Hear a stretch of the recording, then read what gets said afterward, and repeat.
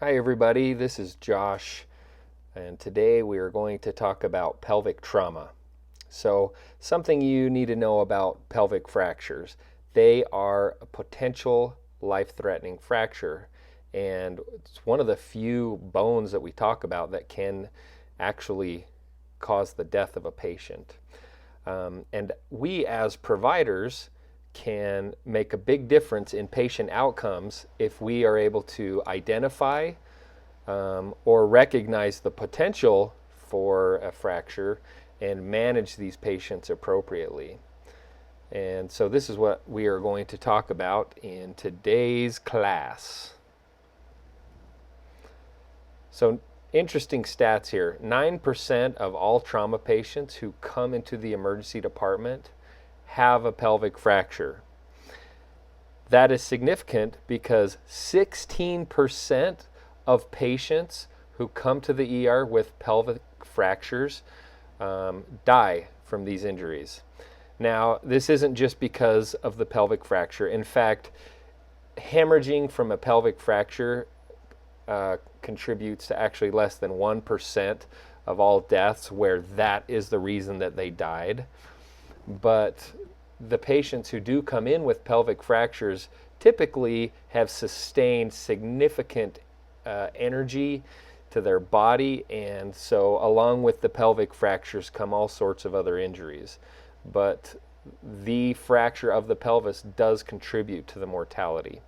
So the most common cause for pelvic injury is motor vehicle crashes and motorcycle crashes. It actually accounts for over 50% of pelvic trauma. 20% of pelvic trauma is related to cars hitting pedestrians, and then anywhere from 5 to 30% actually comes from falls. Now, we're not just talking about falls off of a building or off of a cliff. We're talking about ground level falls. Now, the people who can sustain fractures to their pelvis from a ground level fall are typically the older population, with osteoporosis type patients. However, these ground level fall pelvic fractures can also be very serious.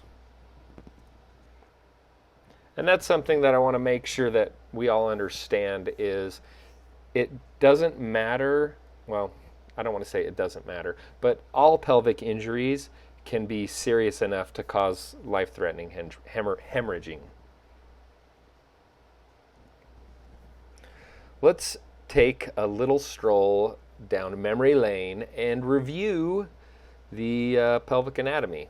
So what we call the bony pelvis is the ring that makes up our pelvis, and it consists of both the sacrum and the coccyx, and then the hip bone, which is also known as the os coxae, which is also known as the innominate bones of the pelvis.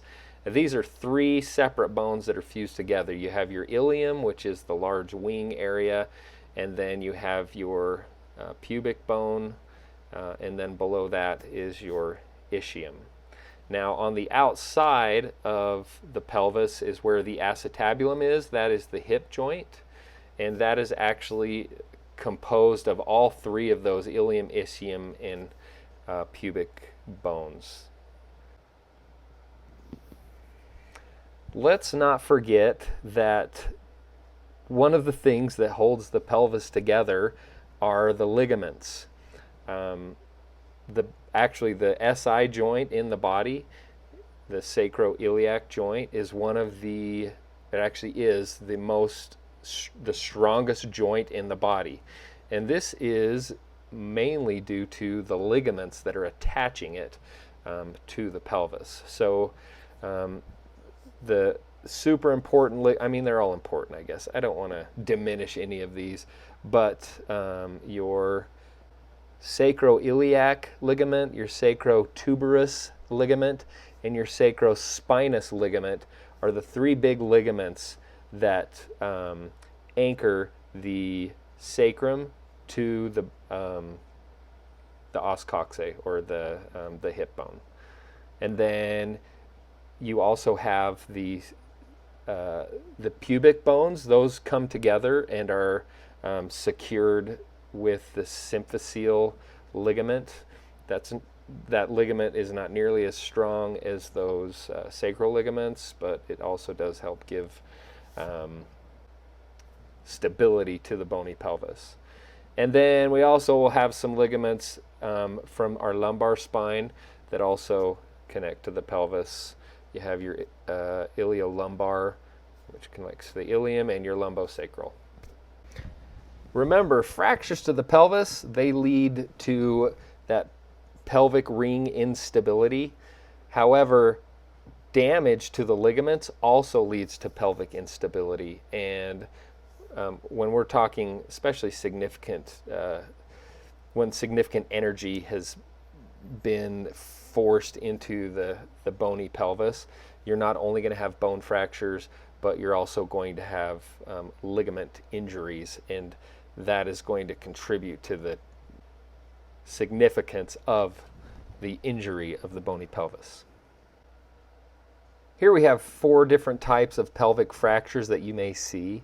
I'll cover these briefly here, and we'll go into a little more detail on subsequent slides.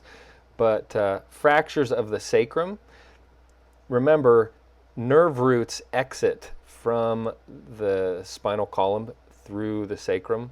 And so when you have fractures to the sacrum, you also can have nerve deficits. And the most common ones that you may see in a patient on scene or in an ER would be, that are significant, would be bowel, bladder dysfunction, and then sexual dysfunction. Hopefully you don't notice that while you're taking care of this patient, but they may be experiencing it. Acetabular fractures, now these can be significant, and again, with any fracture to the pelvis, it involves a lot of energy typically, and so you're looking at injuries to other parts of the body. Specifically with acetabular fractures, we may be looking at femur fractures, knee injuries as well, ankle injuries. Avulsion injuries, I'm going to talk a little more about those. I didn't really know what an avulsion fracture was before I put this slide together. And then pelvic ring disruption. And these are the most likely to cause or to increase mortality. And then keep in mind, whenever a ring is fractured, the way energy goes through it, you're usually going to have a fracture in more than one place. So these are complex fractures. All right, sacral fractures. So here is one grading system to identify the different types of sacral fractures. So if you look, zone 1 fractures, these are lateral to the neural foramina. The neural foramina are those holes that come out of the sacrum, and that's where nerve roots leave the spinal cord or the spinal column. So that's the least common sacral fracture. You don't really need to know these different zones, but I just want you to be aware of the different types of fractures that can occur. So a zone 2 fracture is actually through the neural foramina. This can affect the nerves specifically. They may have bowel bladder dysfunction. However, it's more often than not, they'll have symptoms of sciatica. And then zone 3 here, you can see it's broken into 2. We have longitudinal and transverse. These fractures actually can reach into the central canal. This is the most serious fracture and also the most common fracture. Greater than 50% of sacral fractures is a fracture in zone 3. And these are the fractures where you will see bowel and bladder dysfunction and sexual dysfunction. All right, acetabular fractures. I thought this was interesting. This image here kind of helps you see how they classify the different fractures of the acetabulum. So as you can see here, and as I mentioned before, the acetabulum is made up of part of the ilium, part of the ischium, part of the pubis.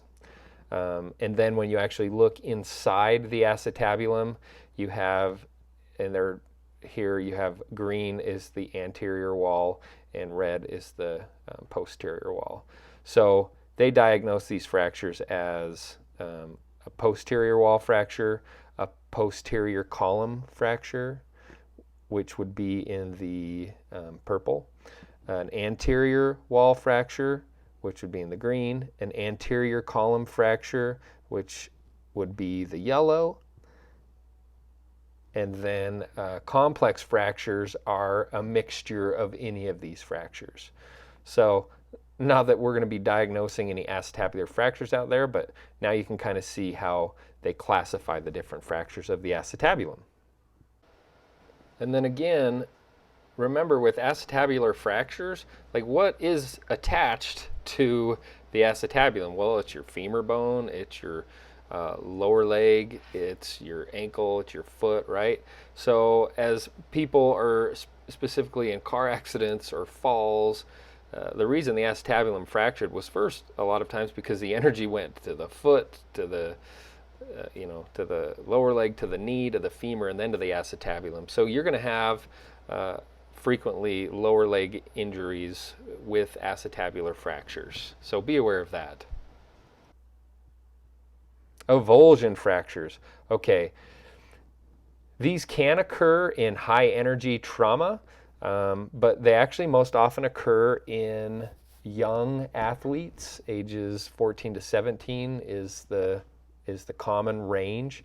But they happen when these young athletes like forcefully contract their muscle, and it's more than the attachment can handle, and so it actually detaches the tendon from the bone, but it brings a chunk of bone with it. So an anterior superior iliac spine avulsion fracture, the sartorius muscle is what pulls that one away. Then you have your anterior inferior iliac spine, and that is your rectus femoris muscle. And then your hamstrings contracting forcefully in these young kids is what causes the ischial tuberosity avulsion fractures. The Young and Burgess classification system is a common one that's used to classify pelvic ring disruption. It works based on the direction of the force that caused the injury. So you got three basic categories: anterior, posterior compression, lateral compression, and vertical shear. So anterior, posterior compression, this will be seen in like head-on car accidents. The most significant one, the type 3, and that is where the SI joint either fractured or through ligament tears is severely or completely separated, and so it opens up that pelvic ring and increases the volume within the pelvis for blood to accumulate. The lateral compression, this one is commonly seen in side impacts or T-bones, and the patient in the car who's most likely to sustain this is going to be the one who's on the side of the impact, and you'll see sometimes significant passenger space intrusion as the mechanism that causes these. And then vertical shear is the least common one, and it typically is from a fall, but it also can be from head-on collisions where the patient's foot, hits the brake, they're slamming on the brake, and then they hit the car or the object, and that transmits the force up to the pelvis. But they're very serious. I mean, it literally separates one half of the pelvis from the other. An open book pelvic fracture is a fracture that includes injury to both the anterior pelvis and the posterior pelvis. So the anterior pelvis, it can be either pubic symphysis widening, or you can actually have fractures of the ramus or the rami, or both. And then the posterior injury can also be fractures or just ligamentous injury that causes widening. But essentially, it's a disruption of the pelvic ring that causes it to widen and open up like a book. Now, you can classify anterior, posterior compression, lateral compression, and vertical shear injuries as open book if they disrupt the ring enough to widen it a certain amount. Obviously, the wider it gets, the more space there is for blood to accumulate, and this is one of the main injuries. That's the reason we use pelvic binders. Don't confuse an open book pelvic fracture with simply an open pelvic fracture. An open pelvic fracture is like any other open fracture where bones or bone fragments actually penetrate the skin. A lot of times on an open pelvic fracture, you will not be able to tell that it's open unless you do a rectal exam or vaginal exam, because those bony fragments may actually penetrate into those different areas. The crazy thing about an open pelvic fracture is that it has up to 45% mortality rate when it's present. Again, that's not because of that injury alone, but the energy that's required to cause that type of injury causes multiple other injuries. So when there is an open pelvic fracture on a patient, you can rest assured there's lots of other injuries, and this patient has a very good chance of dying. So go fast. Like I was saying, in conjunction with pelvic ring fractures, we get other injuries typically. And here's a table that shows you how frequently we get these other injuries. So 15% of patients who come in with pelvic ring fractures are hemodynamically unstable. To go along with that, I found a stat that shows that 25% of patients who come in shock that have pelvic fractures die. So that's pretty significant. I'm going to talk about each one of these injuries in a little more depth on the slides that are coming up, but you can see here head injuries, traumatic brain injuries, are the most common injury that's associated with pelvic fractures, and then you've got the other ones, and we'll take a closer look at those. It takes a lot of force to break your pelvis. One article I was reading said it's the equivalent of coming to a stop after traveling at a speed of 30 miles per hour. Boom, broken pelvis. Driving along 30 miles an hour, hit a wall, boom, broken pelvis. Mortality rates are high when patients do have pelvic fractures. It's not necessarily the pelvis that causes the death, but it is a contributing factor, usually because of the additional blood loss that is lost within that pelvic ring. I already mentioned open pelvic fractures have a mortality rate of 45%. Other things that increase your risk of mortality in conjunction with pelvic fractures include a high injury severity score. This is a score that kind of breaks down injuries throughout the body. It's not used so much for treatment. It's more used to look at outcomes for research. And then when patients do have head, thoracic, abdominal, or neurologic injuries accompanying the pelvic injury, they have a increased risk of dying. So hemorrhaging secondary to pelvic injury, 80 to 90% of the time is from a venous source. So your venous system tracks along next to your arterial system like everywhere else in your body, but in your pelvis you also have what's called the pre-sacral venous plexus, and it's this network of these very fragile, thin-walled veins that are very susceptible to being lacerated. So 80 to 90% of the time this bleeding is from venous bleeding. Other sources of bleeding include the arterial bleeding, and 20% of the exsanguinating deaths in patients is from pelvic arterial bleeding. Other bleeds are from actual fractured bone surfaces, also bleeding from the different organs as they're injured. Obviously, you're more likely to have significant hemorrhaging from complex fractures of the pelvic ring, but you can have significant hemorrhaging from relatively minor pelvic fractures. So keep that in mind. And then I already mentioned your risk for mortality goes up substantially when a patient comes into the ER who is already in hypotensive shock and has these pelvic ring fractures. The most commonly injured abdominal organs in blunt trauma are the spleen and the liver. But just a reminder here of the other organs that live in your abdomen. You have your pancreas, which sits behind your stomach. You've got your bowel and the mesentery tissue that surrounds the bowel. You've got your giant diaphragm at the top of the abdominal cavity. And then retroperitoneally, in the back of your abdominal compartment, is where your abdominal aorta lies. And your kidneys also sit back there. Now, when you have pelvic fractures, you're actually less likely to have injury of the organs within the pelvis than you are of your thoracic or your abdominal organs or your brain organ. But you can injure the bladder, the urethra. Men have a longer urethra, so there's more urethra. Therefore, you're 10 times more likely to injure that urethra.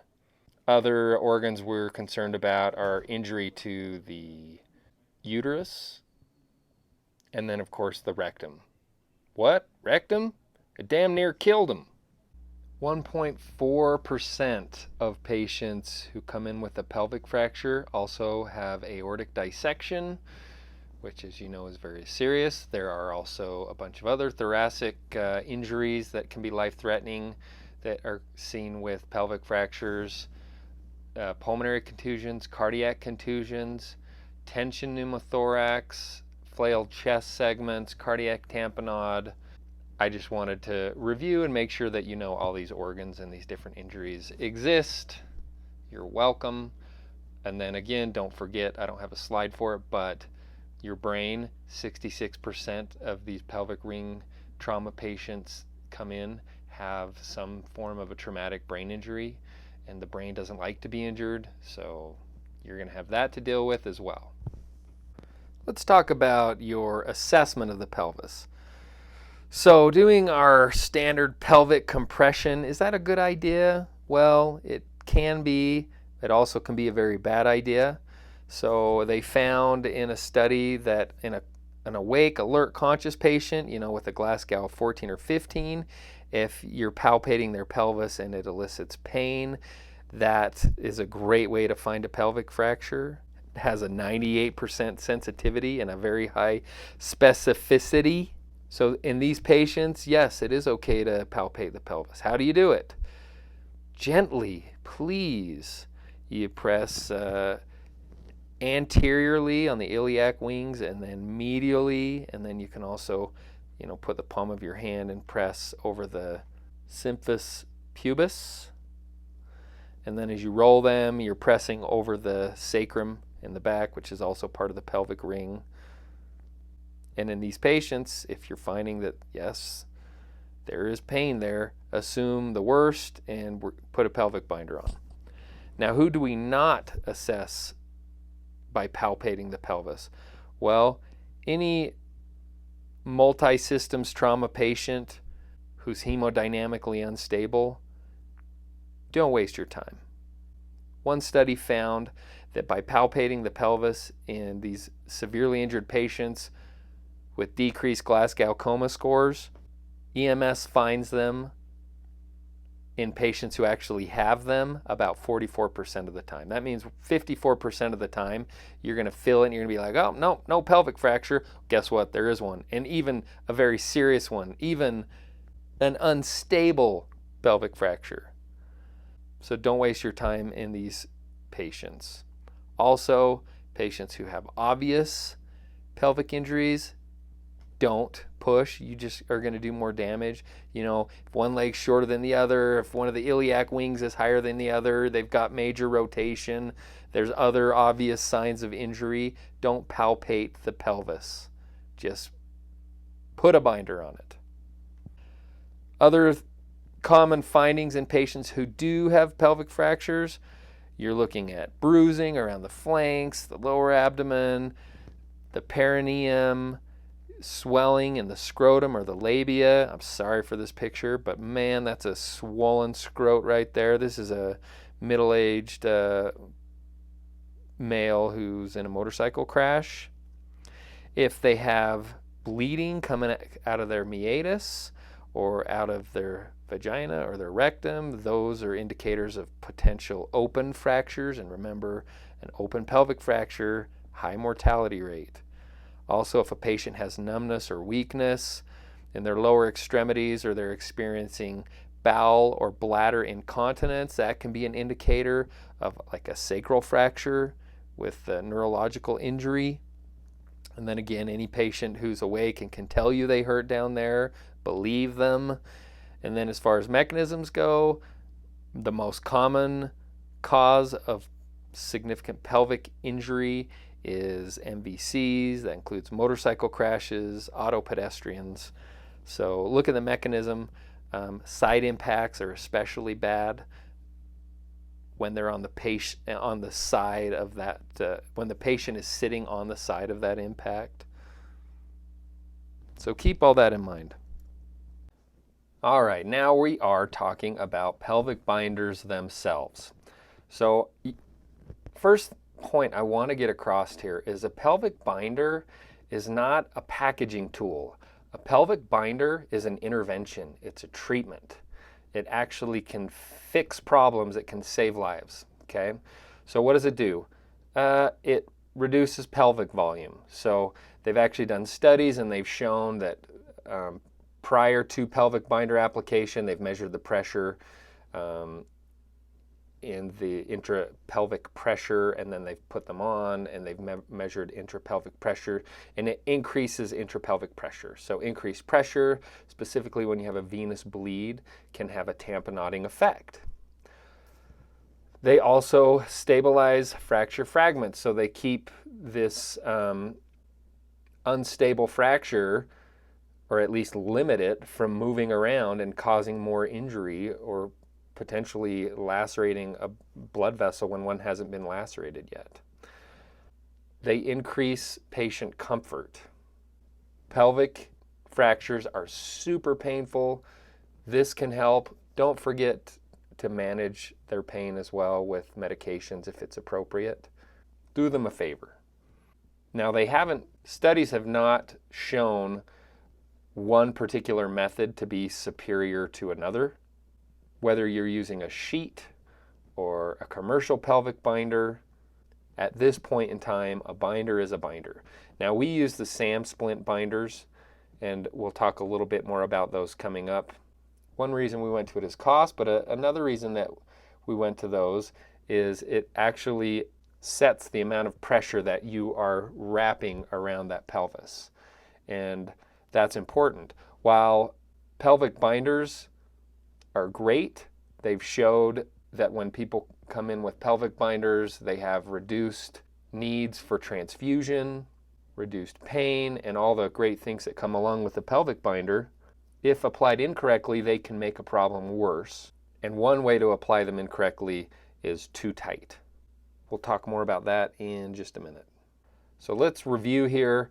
When do we place a pelvic binder? Any patient who we roll on, or fly on, I guess, in our case, who has obvious signs of pelvic injury on a physical exam, whether that's looking, palpating, they get a pelvic binder. Number two, even if the pelvis looks fine, if there are signs indicating that the patient is going into hemorrhagic shock, specifically if the patient is complaining of pelvic or low back pain, they get a binder. And then third, and this is the big one that I want to get across here, if there are signs of hemorrhagic shock, the patient has an altered mental status or a distracting injury, regardless of any indication of pelvic fracture or instability, they get a binder. How do we place a pelvic binder? Very, very carefully.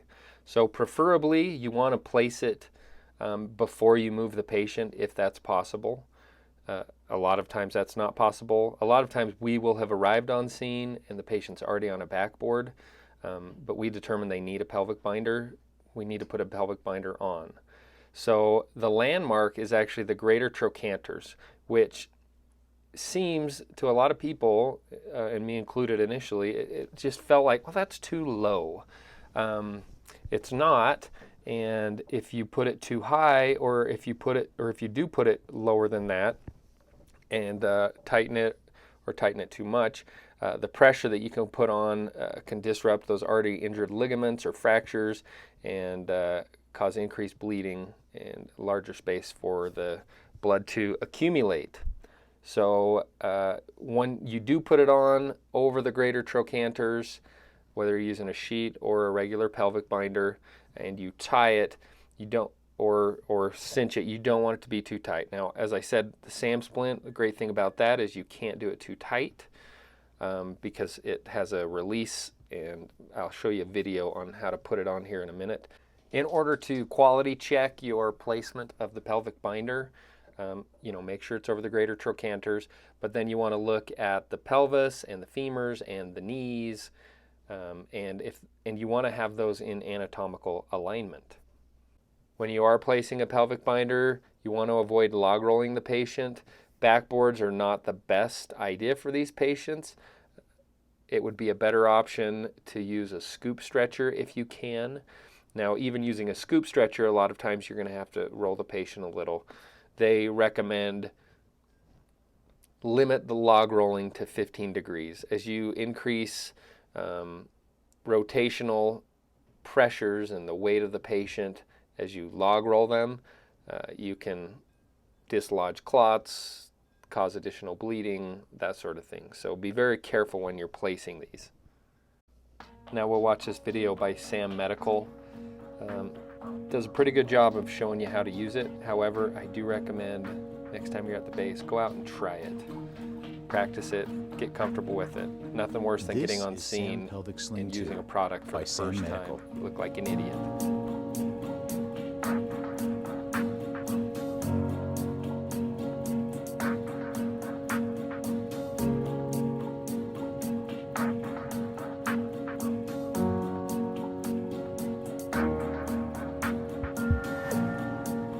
SAM Pelvic Sling 2 requires only 3 basic steps to stabilize a patient's pelvis. If applied over a garment, be sure to remove any solid, sharp, or potentially obstructive objects on or inside the clothing. Locate the bony prominences on the side of the hips, the greater trochanters, where SAM Pelvic Sling should be applied.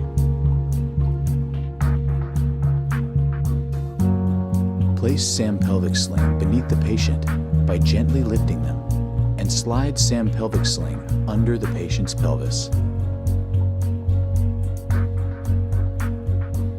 Feed the black precision strap completely through the buckle, then pull the orange handle while pulling the black precision strap in the opposite direction.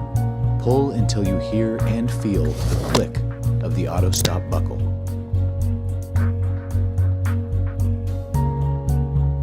While maintaining tension, immediately press the precision strap down onto the Velcro surface of the sling to secure it in place. Don't be concerned if you hear a second click after the precision strap is secured. The correct force will be maintained. Leave SAM Pelvic Sling in place until directed by a medical practitioner. The patented SAM Auto Stop buckle acts to avoid over or under tightening of SAM Pelvic Sling. Once optimal compressive force is reached, 2 prongs activate, clicking to confirm correct application. The sling is secured in place with its Velcro system strap. Unlike the locking True Force buckle found on the new SAM XT extremity tourniquet, SAM Auto Stop buckle does not lock, allowing you to quickly reposition the sling for proper alignment if necessary. Learn more and discover the entire SAM Pelvic Sling product family at sammedical.com.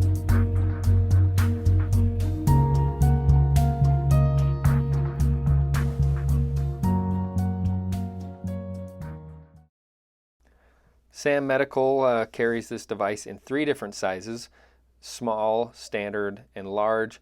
We carry the standard size. SAM Medical tells us that it fits 95% of the population. So I've done it on me. I'm 6'2", 214.99 pounds with my gear on. And I have there's plenty of strap left. So, I mean, I could probably gain another, 50 pounds maybe, and it would still fit. I wouldn't have a job here, but it would fit. Also, I tried it on my 12-year-old son, who's probably average, maybe a little taller than average, but certainly slender. And he had, I want to say like 3 or 4 holes left before it would be too big for him. So if you are using it on pediatric patients, you may need to put some padding around them to get it to fit, or just use a sheet. Let's look at some pelvic trauma management pearls. Number 1, treat all patients with a pelvic fracture as if they are a trauma patient. This is because the extent of bleeding does not necessarily correlate with the severity of the pelvic fracture. All pelvic fractures can have significant bleeding. As far as your examination of a patient, especially on these multi-systems trauma patients, remember your exam of the pelvis is unreliable. So if the patient is altered, if the patient is hypotensive, if they are alert and oriented but they're having pelvic pain, these are reasons to throw on the pelvic binder. So you're better off putting one on and being wrong than you are of not putting a pelvic binder on and finding out the patient did have a pelvic fracture. So put it in the right place. The pelvic binder goes around the level of the greater trochanters, not around the iliac wings. And that goes with sheets as well as the SAM splint. Make sure you're transporting patients with pelvic trauma to the appropriate facility. Trauma 2 centers do not necessarily have pelvic specialists, so we are allowed to overfly them if we have a suspected pelvic fracture. Jordan and I had an experience where we were transporting this kid who had pulled a U-turn in front of a big old pickup truck on Highway 6 up Spanish Fork Canyon. He had obvious pelvic fractures. We had the pelvic splint on him, and we were flying him, and it looked like he was about to bleed out. So we called the Utah Valley Hospital and found out no, they did not have their pelvic specialist there. However, because the patient needed blood, we decided to land there, and sure enough, he got 14 units right away. They did have to eventually transport him. They stabilized him for like 24 hours, and then they transported him up to IMED, where he got the appropriate care for his pelvic fracture. Another important concept that we haven't discussed yet is leaving the pelvic splint in place until it's radiologically confirmed that there is no fracture.